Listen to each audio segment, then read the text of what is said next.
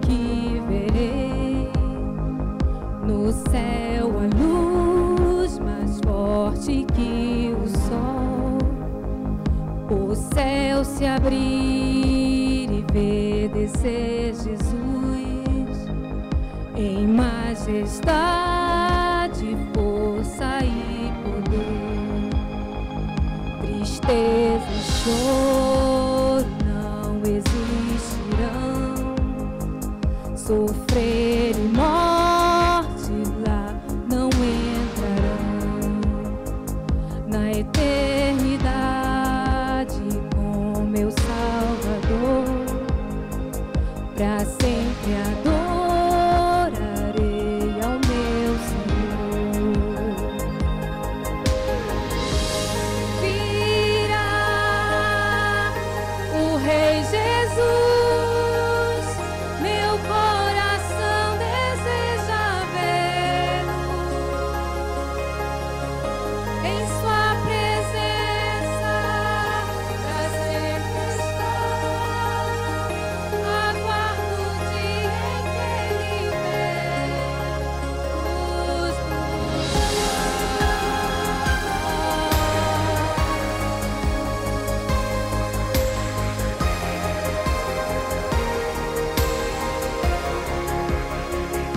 E junto aos santos me unirei, louvor eterno ali entoarei. Tua luz a tudo iluminará, pra sempre, ó Deus, então governará. Virá o Rei Jesus, meu coração deseja vê-lo. Em sua presença pra sempre estar. Aguardo o dia em que ele vem. Amém? Estão aqui conosco, nos abençoando. Nós congregamos na Barão do Triunfo, pastor Nelson Cardoso. Amém? Estamos aqui nesta noite para ministrar a palavra do Senhor. Lucas, capítulo 15. O versículo que nós lemos, ele se encontra no versículo 22. Diz assim a palavra do Senhor. Lucas, capítulo 15, versículo 22. O pai, porém, disse aos seus servos: trazei depressa a melhor oferta, vestiu, põe-lhe um anel no dedo e sandália nos pés. Trazei também e matai o novilho cevado, comamos e regozijemos. Versículo 24. Porque este meu filho estava morto e reviveu, estava perdido e foi achado. E começaram a regozijar-se. Amém? Podeis tomar os vossos assentos nessa noite.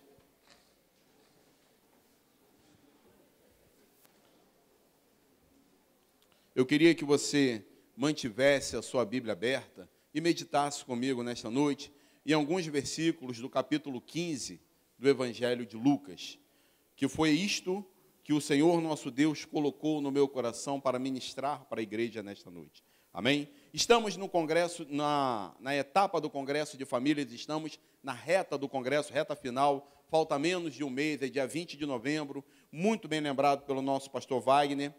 E nós estamos trabalhando com o seguinte tema: famílias. Está aqui, ó, vivendo o novo de Deus, guiadas para o novo de Deus. Amém? E o que eu queria tratar com os irmãos nessa noite, em cima deste tema, em relação a Lucas capítulo 15. Eu quero que os irmãos nessa noite saibam que nós precisamos de ter algumas atitudes para ver o novo de Deus na nossa família, na nossa casa. O evangelista Lucas, exceto a primeira parábola desse capítulo 15, que é a parábola da ovelha perdida, que também pode ser encontrada em Mateus, as outras duas parábolas, elas são específicas de Lucas. Somente ele trata sobre a dracma perdida e somente ele trata sobre o filho pródigo. Essas três palavras, elas têm conexões entre si. Elas têm conexões, por exemplo, na área da probabilidade. O que é isso? A primeira parábola fala de 100 ovelhas. Uma se perdeu. Segunda parábola fala de 10 dracmas, uma foi perdida. Na terceira parábola fala sobre 2 filhos, um foi perdido. Então existe aí uma conexão nessas parábolas que Jesus propõe por causa de uma atitude dos fariseus e dos escribas em relação àquilo que Jesus trabalhava. Jesus estava conversando com os publicanos e Jesus estava conversando com os pregadores, com os pecadores. Foi para isso que ele veio a este mundo. E os fariseus e publicanos, e os fariseus e os escribas começaram a apontar para Cristo e dizer o seguinte: este aí, ó, que está falando com os publicanos e com os pecadores, esse não é digno, e esses também não são dignos. Então Jesus propõe estas 3 parábolas. E em cima de cada parábola eu queria trazer apenas uma lição, para que nós possamos viver o novo de Deus na nossa vida. Capítulo 15, versículo 5, versículo 3, está na sua Bíblia. Cristo começa a falar sobre um homem que tem 100 ovelhas. E de repente ele perde uma dessas ovelhas. E vai buscar esta ovelha. Versículo 5 diz o seguinte: ele acha essa ovelha, ele a busca diligentemente, ele acha essa ovelha, ele coloca essa ovelha no ombro e ele traz de volta essa ovelha. Primeira coisa que nós precisamos de ter para ter uma família estruturada, para ter uma família vivendo o novo de Deus, é o esforço. Precisamos nos esforçar diariamente, precisamos nos esforçar cotidianamente, diariamente, ao longo do dia, de noite, de madrugada, enquanto estivermos com os nossos olhos abertos, enquanto estivermos interagindo com a nossa família, nós precisamos nos esforçarmos para manter esta família unida e coesa na presença de Deus. Parece algo simples, mas é algo muito difícil de ser feito. Primeiro, porque a nossa família tem valor. Quando Cristo propõe essa probabilidade 100 para 1, 10 para 1, 2 para 1, Cristo está querendo dizer o seguinte: todos têm valor dentro da nossa casa. Todos têm valor dentro da nossa família. Talvez alguém pense assim: uma certa pessoa tem 100 ovelhas, uma não vai fazer diferença. Não. Versículo 4. Qual dentre vós é o homem que, possuindo 100 ovelhas, perdendo uma delas, não deixa no deserto as outras 99 e sai em busca da que se perdeu até encontrá-la? Primeiro é preciso haver esforço, queridos. O mundo tem nos ensinado hoje em dia que não vale mais a pena fazer esforço no casamento. Aconteceu alguma coisa, separa. Essa é a lição que o mundo tem oferecido. O mundo tem nos oferecido: aconteceu alguma coisa com seu filho? Deixa para lá. Aconteceu alguma coisa com seu pai? Deixa para lá. Esquece. Vive a sua vida. Quando, na realidade, este homem que tinha 100 ovelhas, ele vai em busca daquela que se perdeu. Sabe por quê, queridos? Só você sabe o valor que a sua família tem para você. Só você sabe o quantas lágrimas você derramou pelo seu filho. Só você sabe quantas noites você passou acordada pela sua filha, pelo seu filho, pelo seu neto, pelo seu pai, orando para que Deus o salvasse. Por isso nós precisamos nos esforçar cotidianamente para não deixar que ninguém da nossa família se perca. Esse esforço é algo que muitas vezes nos faz abrir mão da nossa liberdade. Como assim? Talvez esse homem dissesse assim: eu preciso tomar conta de 99. Essa aqui eu vou deixar para alguém procurar. Mas ele disse: não, é responsabilidade minha. Significa que nós temos que puxar para nós a responsabilidade de dizer o seguinte: eu vou manter a minha casa diante de Deus. Eu vou manter o meu marido e os meus filhos. Eu vou manter a minha esposa e as minhas filhas diante de Deus. Eu vou manter os meus netos diante de Deus. Alguém tem que chamar para si a responsabilidade de manter a sua família aos pés da cruz. Agora observe, esta ovelha que se perdeu, ela se perdeu provavelmente por algum descuido. Claro, isso é uma parábola, Cristo não tratou de todos os pontos dessa parábola, mas consegue-se subentender que se algo se perdeu, provavelmente foi por um descuido. Significa que deveria ter alguma brecha, algum local que provavelmente a ovelha saiu por aquele local. Como eu disse, não era essa a intenção de Cristo, tratar sobre os detalhes da parábola. Não era essa a intenção. Mas isso nos faz refletir de que havia uma brecha em algum lugar. Esse é o segundo ponto. Nós precisamos de tampar as brechas, para que nenhum dos nossos se perca. E a coisa mais fácil de acontecer hoje em dia é o mundo bombardear a sua família com brechas. É brecha no colégio, é brecha na faculdade, é brecha no trabalho. Tem horas que o inimigo investe tanto contra a nossa casa que ele não coloca nenhuma brecha, ele coloca uma avenida contra a nossa família. E é responsabilidade nossa abrir os olhos e ver aonde está acontecendo a brecha, em que local nós estamos deixando de cercar para que nenhum dos nossos se perca. É uma responsabilidade nossa, queridos. E para isso nós precisamos estar aos pés da cruz, pedindo a Cristo direção. Pai, mostra para mim onde eu estou errando na educação dos meus filhos. Pai, mostra para mim onde eu estou errando no meu relacionamento com o meu cônjuge. Mostra para mim, Pai, onde eu estou errando no meu relacionamento com o meu pai, com o meu filho, com o meu irmão, com o meu vizinho. Porque nós precisamos, queridos, ter os olhos espirituais para não deixar que o inimigo toque na nossa casa. Não podemos estar alheio às situações que acontecem no mundo. Nada que acontece no mundo é por acaso. Nenhuma programação de televisão é por acaso. Nenhum canal de youtuber é por acaso. Tudo tem propósito. E nós precisamos ter o mesmo propósito espiritual de nos esforçarmos pela nossa família. Só você sabe o valor do seu filho, só você sabe o valor da sua casa, só você sabe o valor do seu trabalho, só você sabe o valor do emprego que você tem, só você sabe o valor de ter a sua família reunida contigo, e para as outras pessoas não faz diferença, mas para você faz. Por isso nós precisamos nos esforçar. Aí, Cristo continua trazendo, observe, ele sai de 100 para 1 e agora começa a trabalhar o 10 para 1. Ele fala sobre uma mulher, na segunda parábola, começa no versículo 8. Ele fala sobre uma mulher que, tendo 10 dracmas, perde uma e varre a casa toda, acende a luz, varre a casa toda para procurar essa dracma. Existem algumas coisas que precisam ser pontuadas também nesta parábola. Uma coisa que nós precisamos de saber é, a casa, para estas pessoas, não é como a nossa. Provavelmente era uma casa pequena, provavelmente era uma casa com pouquíssimas janelas, que mesmo durante o dia é uma casa escura, e que seria necessário acender uma luz para se procurar. A dracma era o salário de um dia que a pessoa trabalhava.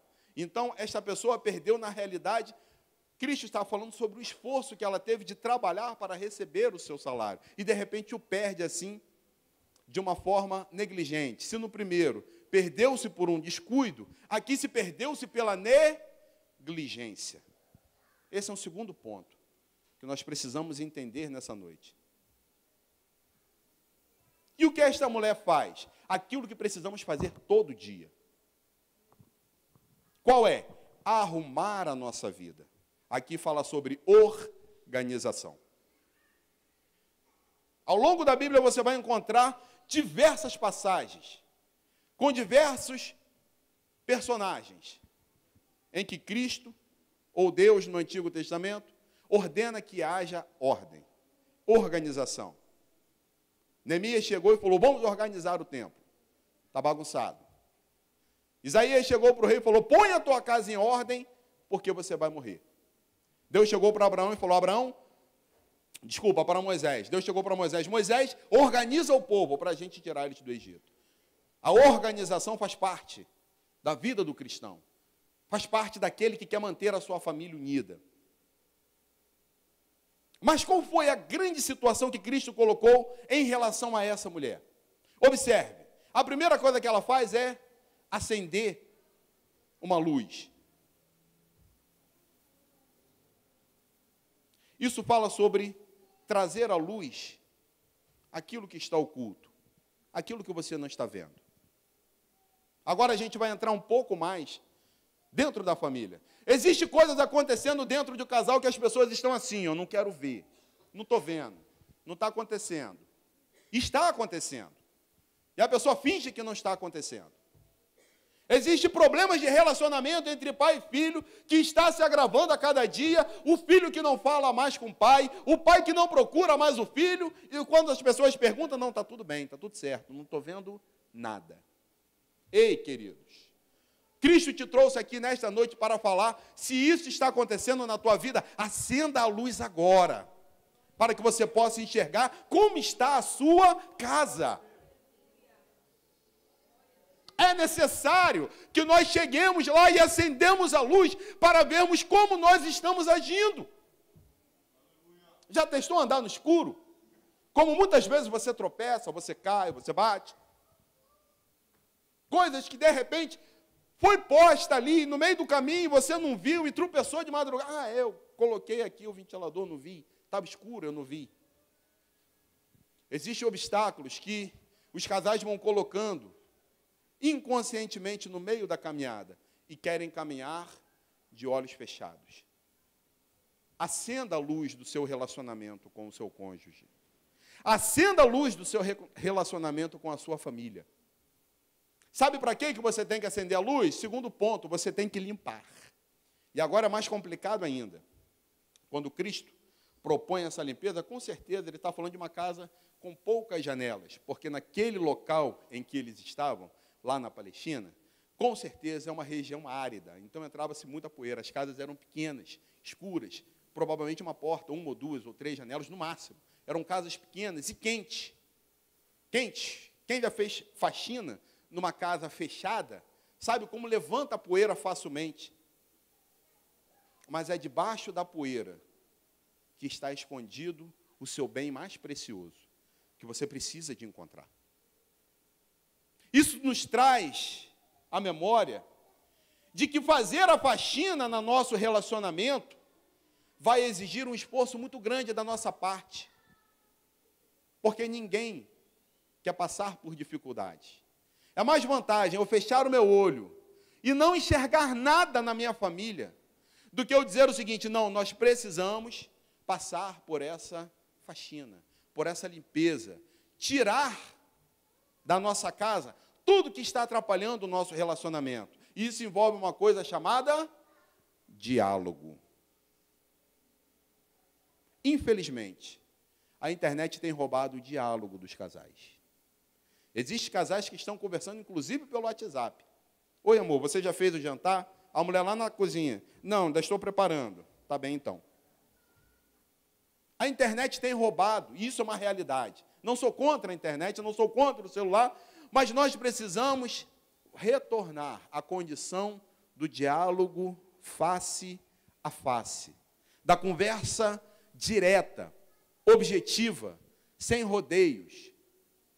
E isso está faltando em muitas casas. A pessoa chamar o filho para saber, meu filho, o que está acontecendo? O que aconteceu com você? Muitos pais têm deixado para conversar com os seus filhos dentro da cadeia. É uma triste realidade. Muitos pais, quando o filho está dentro do prostíbulo, é que ele vai lá dentro para saber o que aconteceu lá atrás, quando ele fechou os olhos e não quis conversar com o seu filho. É na frente do delegado, depois que o filho está preso. É na frente do juiz, depois que está na hora da separação do casal, que eles resolvem conversar entre si, não agora que a gente vai conversar na frente do juiz, porque não quiseram conversar lá atrás, não quiseram levantar os móveis de lugar. Cadê? Está por aqui? Não, deixa eu procurar. Está por aqui? Não, deixa eu procurar. Onde foi que nós perdemos? Onde foi que a gente se perdeu? Cristo nos chamou aqui esta noite, para todos nós, para não deixarmos que a nossa família seja suja pela poeira do pecado. Ele diz assim, ó, qual mulher que tendo 10 dracmas, se perder uma, não acende a candeia, não acende a luz, e vai varrer os cantinhos, mais ocultos da casa até encontrar aquilo que se havia perdido. Precisamos diariamente fazer essa faxina.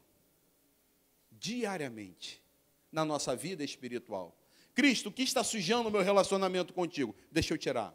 O que está sujando o meu relacionamento dentro da minha casa com a minha família? Deixa eu tirar. Dentro do casal, deixa eu tirar. Entre o pai e filho, deixa eu tirar. Seja lá onde for, no relacionamento, no trabalho. O que está sujando? Isso precisa ser removido, queridos. Para vivermos o novo de Deus. Porque dissemos assim, ó, famílias guiadas para o novo de Deus. Nós precisamos remover aquilo que irá atrapalhar o novo de Deus na nossa vida lá na frente. É como você querer comprar um carro novo e entrar todo sujo dentro do carro. Vai sujar o carro todinho. Certa feita, para os irmãos verem como é importante isso, nós temos uma casa bem limpa por dentro e por fora, rapidamente. Eu me lembro que meu pai foi comprar um carro lá no Rio de Janeiro. Bonito, um Gol, bolinha, 9.7, isso era em 9.9 mais ou menos, um amarelo gema, da cor da camisa dos irmãos que estavam aqui, do diaconato, aquele amarelo bonito. Meu pai foi comprar um carro desse lindo, que o vendedor estava querendo vender o carro para ele. Ele saiu da concessionária, andou coisa de 200 ou 300, assim, 2 quilômetros. Chegou nem a metros, foi quilômetro, andou uns 2, 3 quilômetros. O carro parou no meio da maior avenida que tem em Niterói. Lá no Rio de Janeiro, quando desce a ponte. Um lugar perigosíssimo. Para quem conhece a descida da ponte ali em Niterói, sabe que a Avenida do Contorno é perigosíssima. Porque é pequena. O carro parou ali no meio, morreu. Por fora estava bonito, mas o motor estava batido. Estava sujo. Aí, quando ele levou na concessionária, descobriu-se. Aí que o rapaz falou, esse carro é carro de enchente, né? Eu não sabia, o motor estava todo cheio de água, estava todo sujo. Cuidado, queridos, para que o seu relacionamento não seja tão bonito por fora e podre por dentro. Ele precisa estar limpo, ele precisa estar funcionando, ele precisa estar em perfeita sincronia, tudo precisa estar alinhado, tudo precisa estar corretinho, andando na presença de Cristo, para quando o novo de Deus chegar na nossa família, nós estarmos estruturados para o novo de Deus. É salgado, mas precisa ser feito. Precisa ser limpo, precisa ser trabalhado. Para nós encerrarmos, Cristo propõe talvez a parábola mais complexa do Novo Testamento. Mais complexa até do que a parábola do bom samaritano, que para o judeu não existia bom samaritano. Mas Cristo propõe uma parábola talvez mais complexa do que essa, que é a parábola do filho pródigo. Porque ela já começa com uma afronta imperdoável. A parábola do filho pródigo, que começa no versículo 11, ela começa com uma afronta chamada imperdoável para o Antigo Testamento, quando um filho, tendo o pai ainda vivo, solicita a sua parte na herança. Tecnicamente, o filho solicita, diz o seguinte, pai, já que você não morre, eu quero a minha parte, coisa que ele não deveria fazer. Mesmo porque ele era o filho mais novo, quem nem deveria fazer, mas a herança era 2/3 do filho mais velho e 1/3 do filho mais novo. Está lá em Deuteronômio, se não me falha a memória, 27. Então ele propõe isso para o pai, uma coisa terrível de se falar. E o pai amorosamente cede. Hoje, aos nossos padrões, um filho desejar a morte do pai seria algo terrível. Imagina para a sociedade patriarcal da época. Cristo propõe algo muito profundo. Mas o que nos interessa nessa parábola, como nas outras duas, é justamente o versículo que nós lemos. As 3 parábolas têm algo em comum. Houve algo perdido, houve algo procurado e houve alegria. Algo se perdeu, algo se encontrou, houve alegria. Todas as 3 falam sobre o mesmo tema. O pecador se perdeu, o pecador foi encontrado, houve alegria no céu. Todas as 3 terminam da mesma forma. E por que nós queremos falar sobre isso? Porque o terceiro passo, para nós vivermos um novo de Deus na nossa família, fala-se sobre o perdão. E aqui a gente vai mais a fundo, porque perdoar é uma decisão. Perdoar não era uma fórmula mágica. Se eu pudesse dizer para os irmãos aqui nesse quadro branco, some 2 pitadas de alegria, mais uma pitada de paz, e coloque aqui dividido, e chegaríamos numa fórmula mágica do perdão. Não existe. Perdoar está aqui dentro. Ó. Eu preciso liberar o perdão. Mas isso sou eu que estou falando? Não, Cristo. Quando ele cita lá em Mateus, no capítulo, quando ele cita no Sermão do Monte, quando Cristo cita no Sermão do Monte, a oração do Pai Nosso, ele diz assim, perdoai,